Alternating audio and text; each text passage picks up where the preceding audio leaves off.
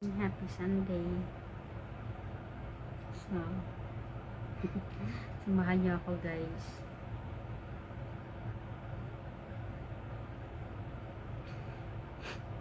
Live po tayo sa ating Pupu Live. Good morning to all. Especially to those who have Pupu Live. At the same time guys, I'm doing a video record also.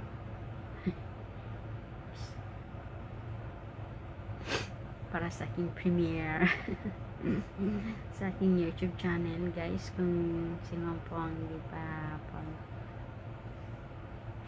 subscribe sa aking YouTube channel, mayroon po YouTube channel, please visit po sa akin YouTube channel, Rocky Lona, and then to my another account, Arlona channel. Naman niyo ako guys sa 30 minutes sa aking video recording para sa aking premiere sa aking YouTube channel, and then 1 hour po para sa aking Pupu Live. So ayan po guys, ating team ngayon is yan, ang ganda ng ang ganda nitong pusaan na to. Itong pusaan na to na sticker. Matakpan yung ating karang sa mukha.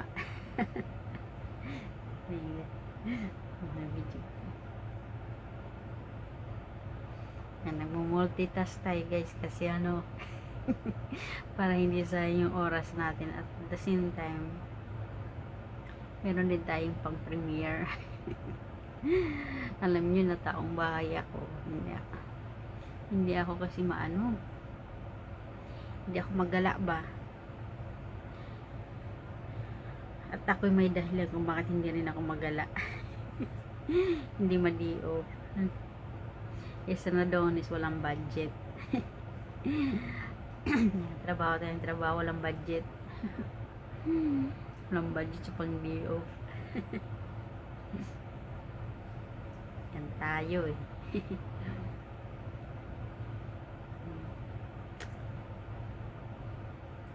Ayun guys, sa paggawa ng video, nakakainip din eh. Nanood kung wala ka naman talaga totally like may content, hirap din eh. Kailangan din talaga matyaga ka. Kung di ka matyaga na, sayang din naman kasi.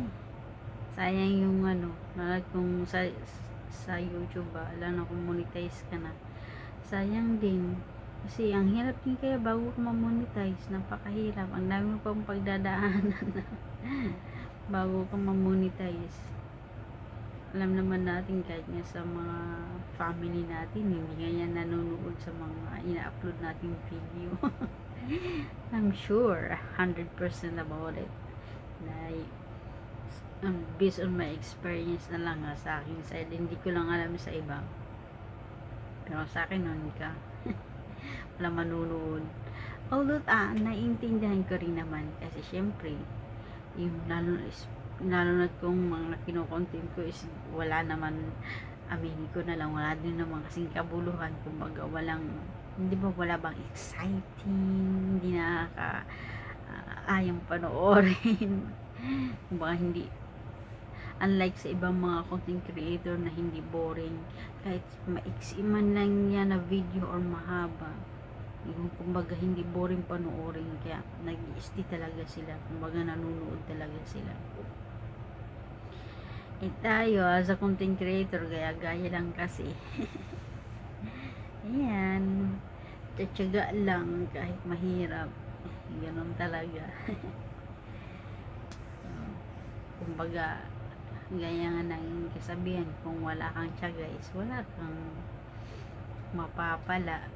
Pag may tinanim ka, maya anihin ka, diba?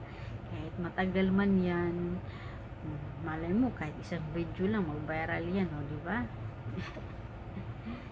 Huwag lang tayo mawala ng pag-asa sa content creator kasi panapanahon lang yan. Kung di mo papanahon, kahit abuti man yan ng ilang dekada, as long as nag-enjoy ka rin naman, sila man lang. Alam nyo guys, sa totoo lang, a lot of time nawala na ako ng pag-asa sa akin as a content creator, kasi nanat kung todo effort ka sa ginagawa mong video, todo effort ka, kasi hindi rin naman talaga guys madali as pagiging content creator. Hindi po madali. Nanat kung wala kang talent sa paggagawa ng mga video, sa pag-i-edit, paano mo anuhin yung video mo na para panoorin lang ng tao, hindi po madali. Yung iba akala nila madali lang. Ay nako guys, hindi po madali. Alam yan ng mga kakapwa ko content creator kung gaano din kahirap paano gumawa ng mga video, especially kung bilang content creator yung content is hindi ka ma-explore ba, not exploring around.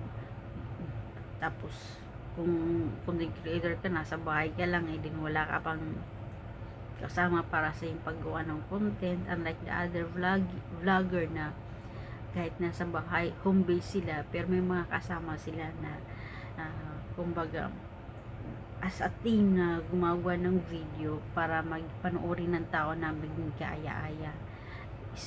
Example na lang sa mga komedyante ng mga content creator, diba? Kahit nasa bahay lang sila, pero pag gumawa sila ng content, dahil may mga kasama sila, pinapanood talaga ng tao kasi nakakatuwa.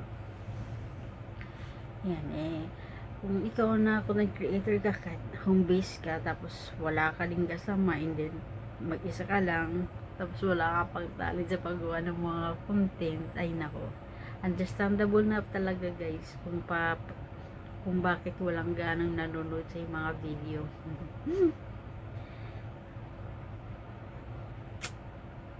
Yan. Parang talaga ang buhay.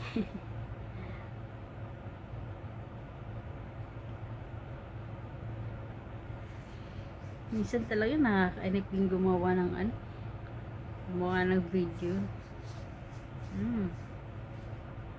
Lalo na kung yung content is wala lang, kanya nakaharap lang sa camera. Tapos walang gagawin, tapos yung gagawin mong video matagal na, especially kung wala ka talagang tiyaga, lagot na.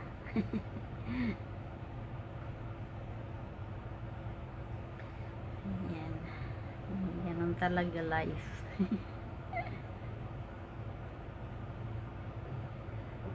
alive.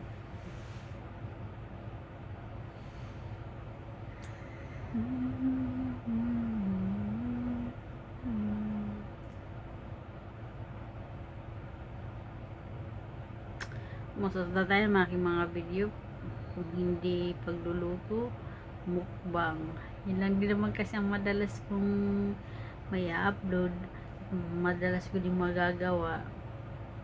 Then ganito, harap lang sa camera magsasalita. Kasi nga yan lang ang kaya kong gawin na content. And then the more easy for me as well is yung maglaro ng games.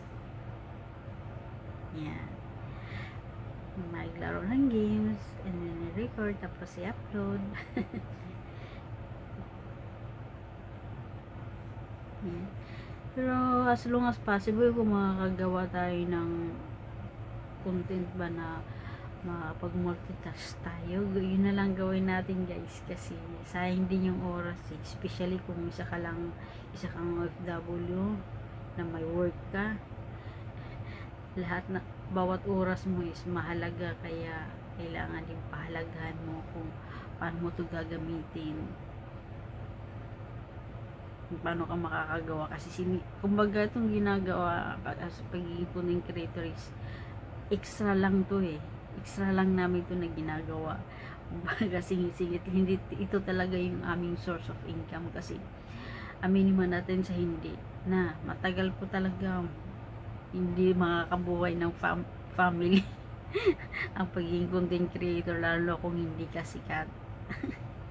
Yun ang sinasabi ko sa inyo guys, kasi based on my experience, ilang years, almost 2 years bago ako nakapagsahod sa aking first salary sa YouTube channel. At least, pero well, kahit pa paano, kahit umabot man siya ng almost 2 years, guys, nakasahod naman tayo guys, tawa ng Diyos.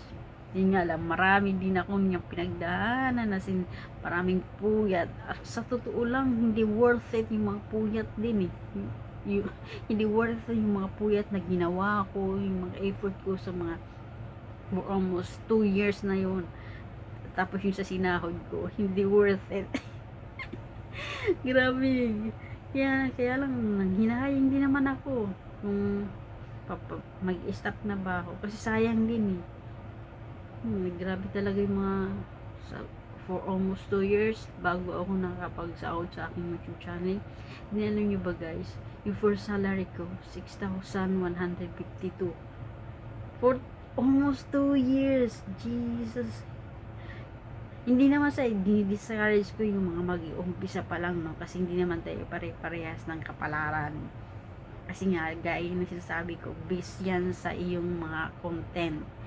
Kasi sa aking content nga, hindi kasi kaaya-ay, kumbaga, hindi talaga, unlike isang upload mo lang, kahit hindi ka mag-join sa mga group na yan, minimum natin, a lot of content creators nagsasali talaga sa mga group. Kasi kung hindi ka magsasali sa mga group, mag-isa ka lang, especially kung wala kang supporter sa pagiging content creator, wag ka na. Sinasabi ko sa iyo, wala talagang manunod, sincero talaga yung video mo. Kasi maski family mo hindi manunood sa iyo, aminin man natin yan, ganyan talaga ang totoo. Wala, ang magiging reason lang dyan din, unang-una sa ating mga family is walang internet, walang pambili ng load, or di ka walang cellphone, or mahina ang data connection, especially sa mga province. But aminin man natin o hindi, kahit meron yan sila, hindi ka rin naman susuportahan. Ganon talaga. Yes guys, ganon talaga. Nahirap din maging content creator talaga guys. Pero kung talaga matyaga ka lang, may earning din naman. Sali ka lang sa mga may mga technique din kasi. Kasi kung hindi ka rin magsali-sali sa mga, alam mo yung